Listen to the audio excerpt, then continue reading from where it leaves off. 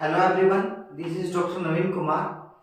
आज हम इम्पोर्टेंट जो पीजीटी का अभी एचपीएससी ने एक कैलेंडर जारी किया है, उसमें जो सब्जेक्टिव नॉलेज टेस्ट है उनकी डेट बता दी है कि ये इस डेट को ही सब्जेक्टिव नॉलेज टेस्ट इन सब्जेक्ट के होने जा रहे हैं।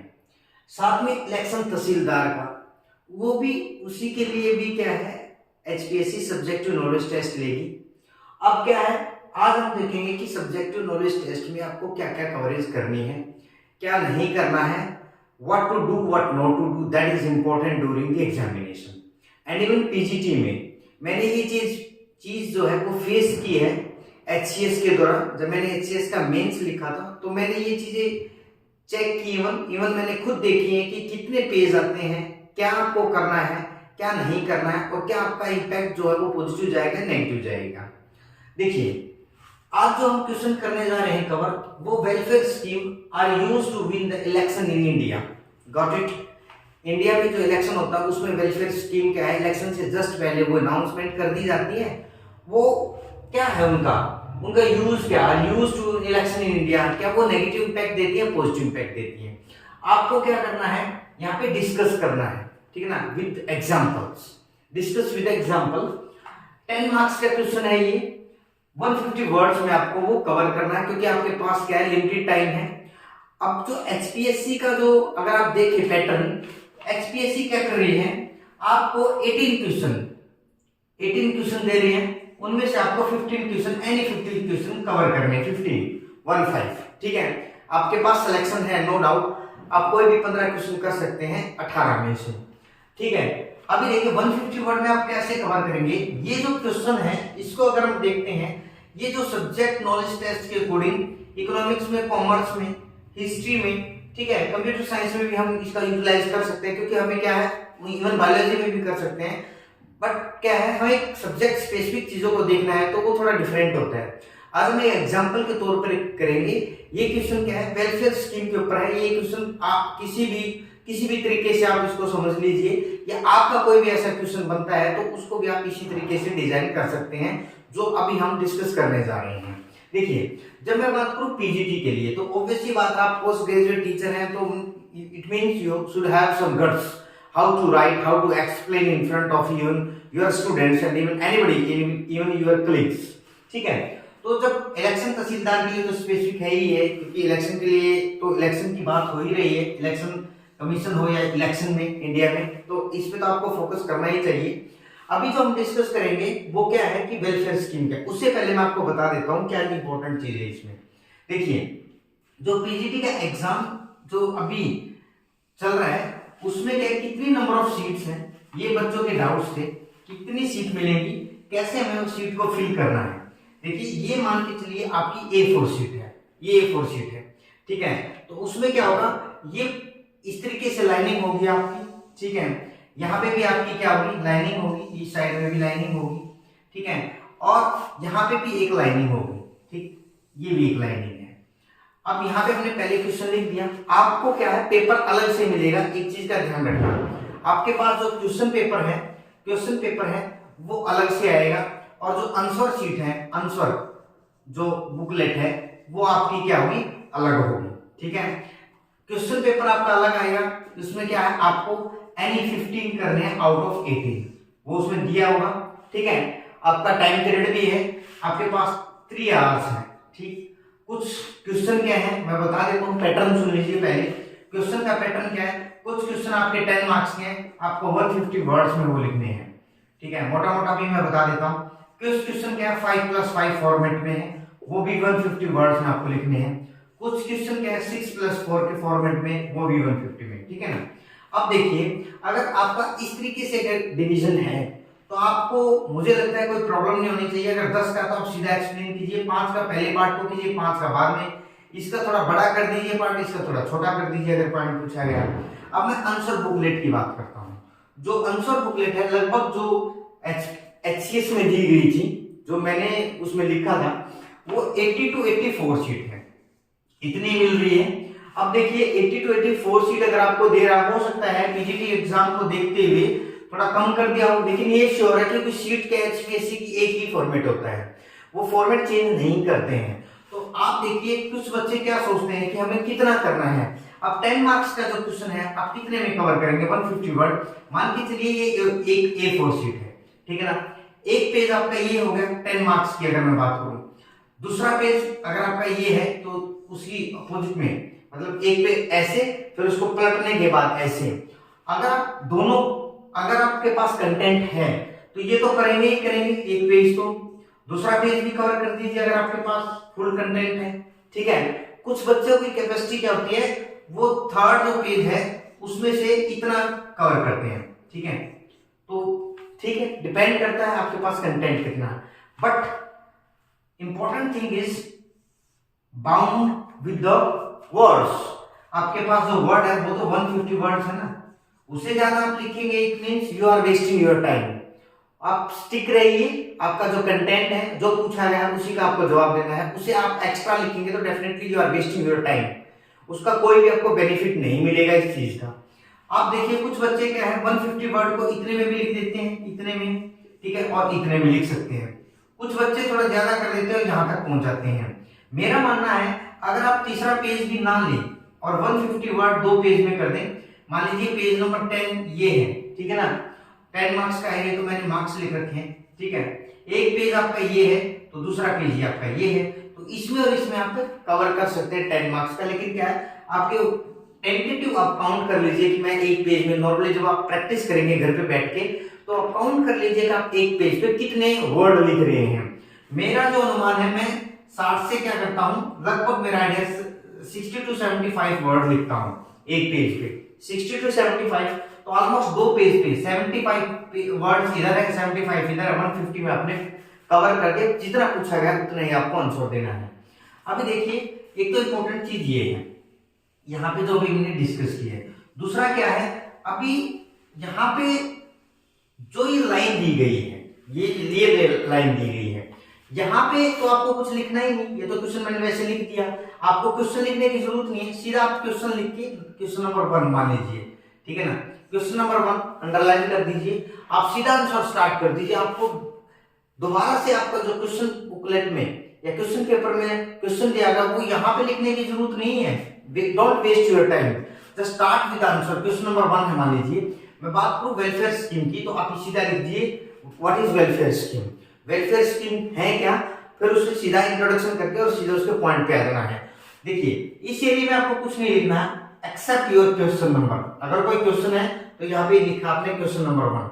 अगर मान के लीजिए कोई क्वेश्चन 2 पार्ट में है, फर्स्ट पार्ट, ठीक है, नेक्स्ट पेज पे क्वेश्चन नंबर 1 सेकंड पार्ट, इस तरीके से आप करेंगे और अंडरलाइन कर देंगे। ये तरीका अच्छा तरीका है, आपको इधर नहीं लिखना है, ये ध्यान रखना है। अगर आप इधर लिखेंगे तो डेफिनेटली आप क्या कर रहे हैं, कहीं ना कहीं आप नेगेटिव मार्किंग तो नहीं है, पर आपका जो इम्पैक्ट है वो ठीक नहीं जा रहा है। उसके बाद जो ये एरिया है, इस एरिया में तो मैं आपसे रिक्वेस्ट करूंगा, और इवन को लिखा हुआ है वहां पे शीट पे लिखा हुआ है डोंट राइट एनीथिंग हियर। आप इस एरिया में कुछ भी मत लिखें, ठीक है, वहां पे लिखा है। अगर आप इस एरिया में कुछ भी लिख रहे हैं तो वो भी आपका नेगेटिव इंपैक्ट है, इस चीज का आप ध्यान रखना। उसके बाद इंपॉर्टेंट चीज क्या है, आपके पास 3 घंटे हैं, 3 है, 3 आवर्स है। 3 आवर्स में आपको 15 क्वेश्चन लिखने हैं, ठीक है, 15 क्वेश्चन लिखने हैं मल्टीप्लाइड बाय 150 वर्ड्स, 150 वर्ड्स, ठीक है ना। आप देखिए कितने बन रहे हैं आपके 150 वर्ड में। अब इंपॉर्टेंट चीज तो यही हुई ना कि आप लगभग कितना कर रहे हैं, 2250 वर्ड्स जो हैं वो लिख रहे हैं, मतलब 2250 वर्ड्स आपको 3 घंटे में लिखने हैं। ये आपकी कैपेसिटी है। आपको अगर आपकी कैपेसिटी नहीं है तो आपको इंप्रूवमेंट करना पड़ेगा इस चीज के लिए। दूसरी चीज क्या है, आपको 15 क्वेश्चन करने हैं, 3 घंटे में करने हैं। अब एक मान लीजिए 3 घंटे कितने, तो 180 मिनट आपके पास, ठीक है ना, 180 मिनट 180 मिनट है। लेकिन आपके पास क्वेश्चन कितने हैं, 15 क्वेश्चन है। लगभग अगर मैं बात करूं 15 कम 15, अब बच के यहाँ पे 3, 15 दूनी 30, ये मिनट आपकी क्या है, किसकी, एक क्वेश्चन की। अगर आप एक क्वेश्चन पे लगभग आपको, मेरा जो मानना है 12 मिनट आपको लगानी है, 12 मिनट्स, ठीक है ना। इससे ज्यादा अगर आपने लगाई तो आप डेफिनेटली ट्रैप में हैं और आप फंसते चले जाएंगे, क्योंकि क्वेश्चन में आप कुछ भी लिखे हैं, कितना भी लिखे, लेकिन वर्ड आपको बाउंड रखने हैं। आप एक क्वेश्चन सजाने के लिए, मान लीजिए एक क्वेश्चन सजाने के लिए आपने लगा दी 20 मिनट, ठीक है ना। नेक्स्ट क्वेश्चन जो सेकंड नंबर क्वेश्चन है उसमें लगाई आपने मात्र कितनी, 10 मिनट, ठीक है। इसको सजाने के लिए आपने क्या किया, 20 मिनट लगा दी, और यहाँ पे आपने क्या किया, 10 मिनट। अब ऐसे करके थर्ड क्वेश्चन भी वो आपने कितना दिया, मान के चलिए 11 मिनट। इसी तरीके से आपका टाइम क्या होता चला गया, फोर्थ क्वेश्चन में आपने दे दिया, फिर और ज्यादा आपका इंटरेस्ट आ गया, उसमें आपने 15 मिनट दे दी, ठीक है ना। फिफ्थ में आपने क्या किया, फिर 20 मिनट लगा दी। देखिए अगर आप ऐसे करेंगे तो डेफिनेटली आप वेस्ट कर रहे हैं वहां पे टाइम, क्योंकि आप कितना भी अच्छा आंसर लिख रहे हैं, कितना भी अच्छा लिख रहे हैं यहाँ पे और यहाँ पे, आपको मिलने कितने हैं, out of 10, out of 10 marks. 10 में से आपको कितने देगा मैक्सिमम, मेरा जो एनालिसिस है वो 6 से 7 नंबर ही देते हैं, 5, 6, 7, ये एक रेंज बना रखी है। ये रेंज क्या है, 5, 6 और 7। अब कुछ बच्चे ऐसे बोलते हैं कि मैं तो बहुत ज्यादा अच्छा लिखता हूं, आप कितना भी अच्छा लिख लीजिए, लेकिन ये क्या है, 5, 6, 7 की एक रेंज है।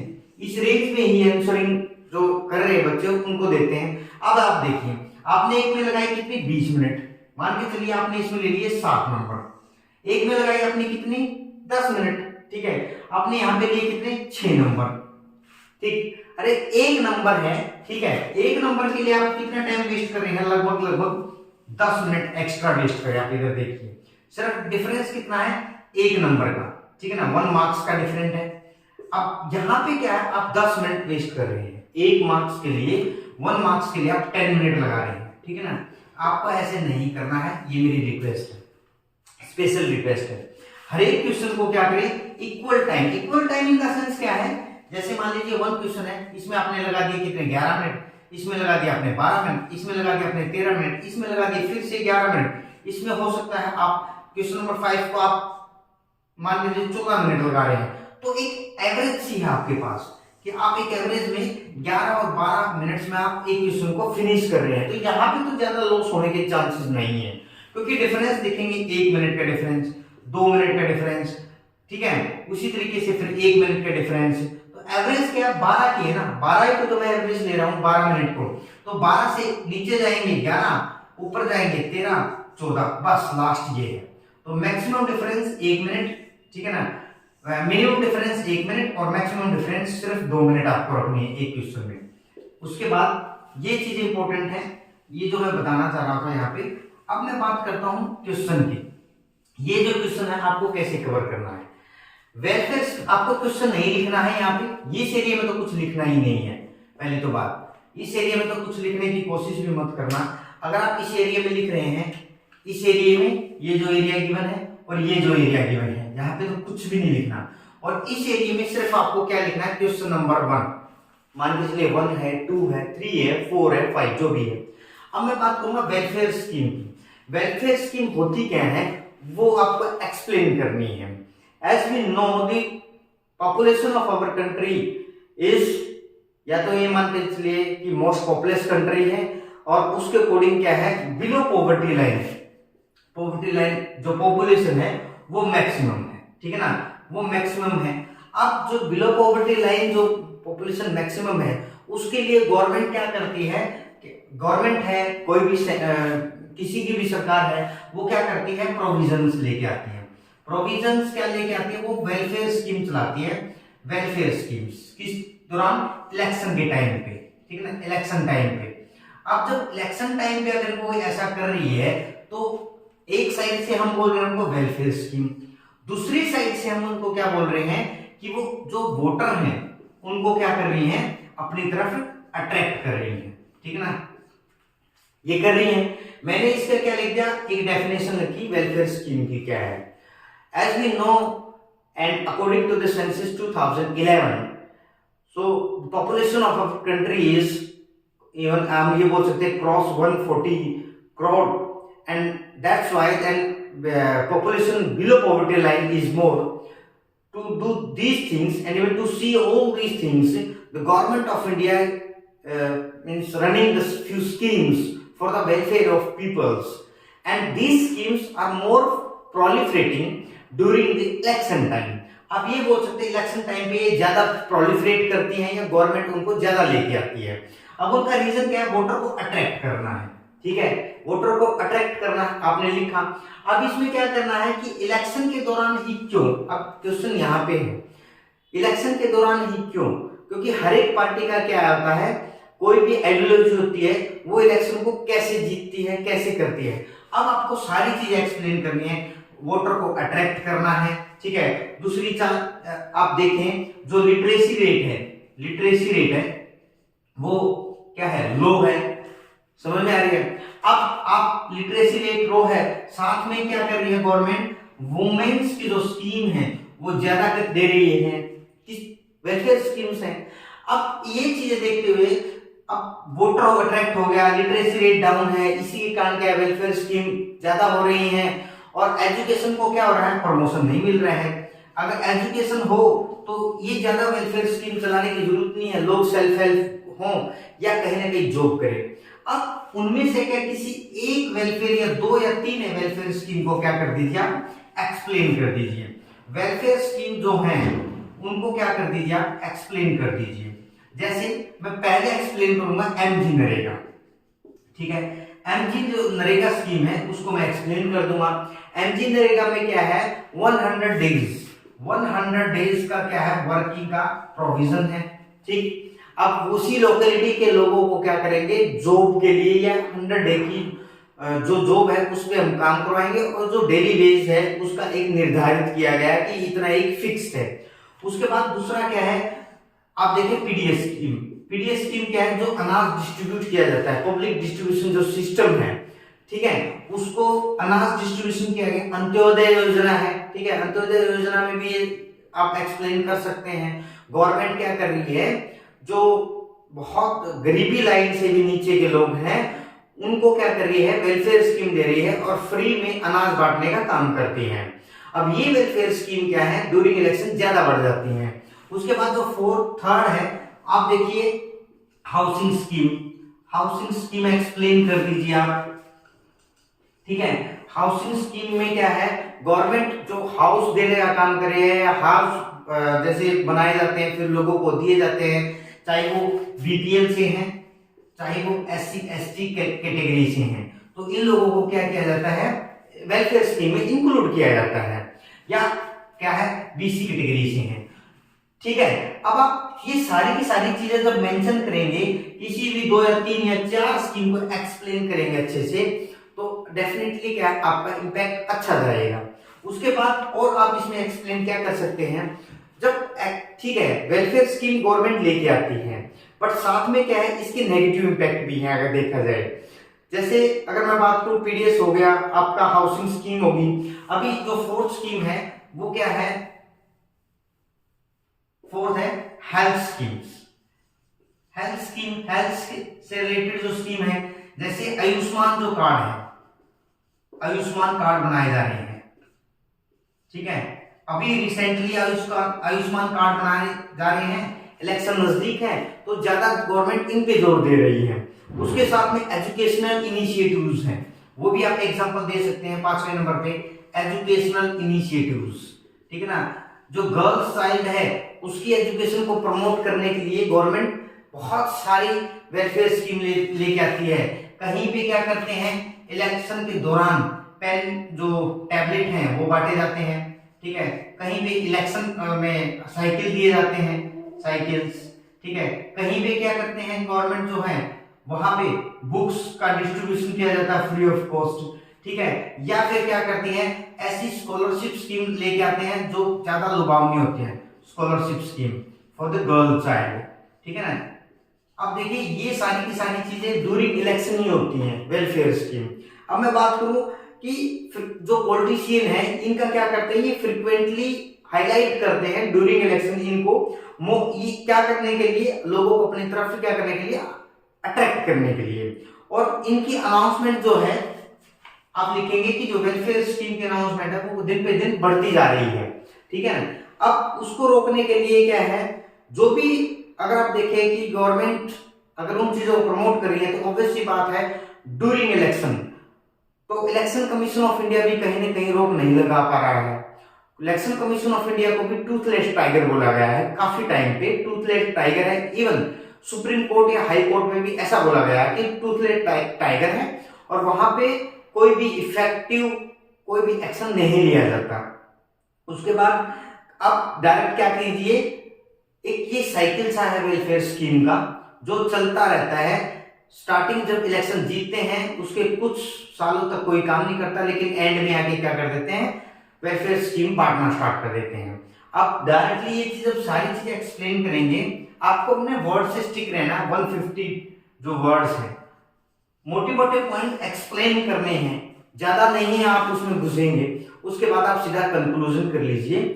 कंक्लूजन में करिए कि while welfare scheme undeniably influence the electoral outcome. Obvious सी बात है जो ये वेलफेयर स्कीम है ये किस किस को इफेक्ट, कंक्लूजन में आप कंक्लूजन लिखिए। कंक्लूजन जब आप सारी चीजें एक्सप्लेन कर चुके हैं तो ऑब्वियस सी बात है ये क्या क्या क्या कर रही है, जो वेलफेयर स्कीम है ये लोगों को अपनी तरफ आकर्षित कर रही है। वेलफेयर स्कीम इन्फ्लुएंस द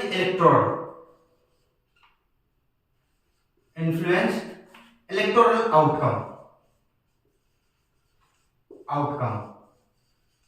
ठीक है ना।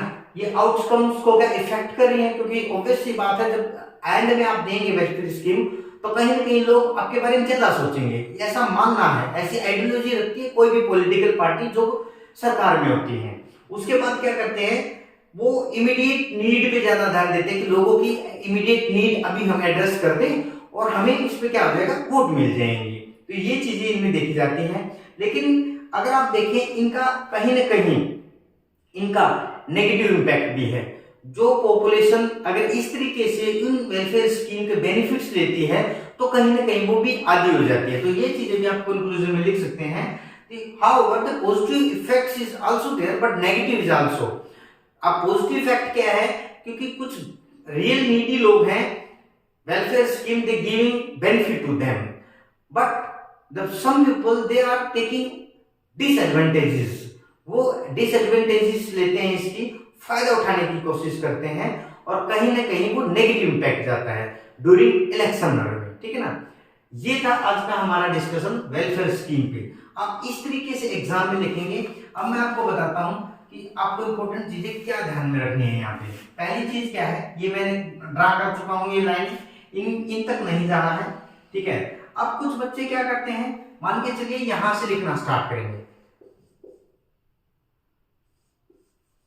वेलफेयर स्कीम्स, ठीक है ना, उस तरीके से, और फिर ऐसे used to win the election, फिर इंडिया ऊपर।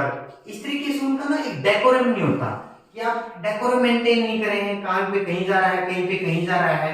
अगर आप एक डेकोरम मेंटेन करेंगे ना, लाइन टू लाइन लिखेंगे, एक लाइन में लिखेंगे, क्योंकि क्या है, पहली इंपॉर्टेंट चीज क्या है, आपको वहां पे जो सीट दी गई है वो लाइनदार सीट नहीं है, लाइनदार सीट नहीं है, ठीक है ना, वो सारी ब्लैंक सीट है, ठीक है ना। ये भी प्रैक्टिस आप कर लेना अपने घर पे। ये ब्लैंक सीट है, लेकिन आपको एक डेकोरम में लिखना है, एक ही लाइन में लिखना है, ऊपर नीचे नहीं करना, वेव नहीं बनानी है किसी आंसर की, ऐसे कभी जा रहा है ऐसे कभी, ऐसे मत करना। आप एक लाइन में रखें जो भी आप वर्ड लिख रहे हैं। इसी के साथ अगर आप चैनल पे नए हैं, चैनल को लाइक शेयर सब्सक्राइब करना ना भूलें। Thank you all.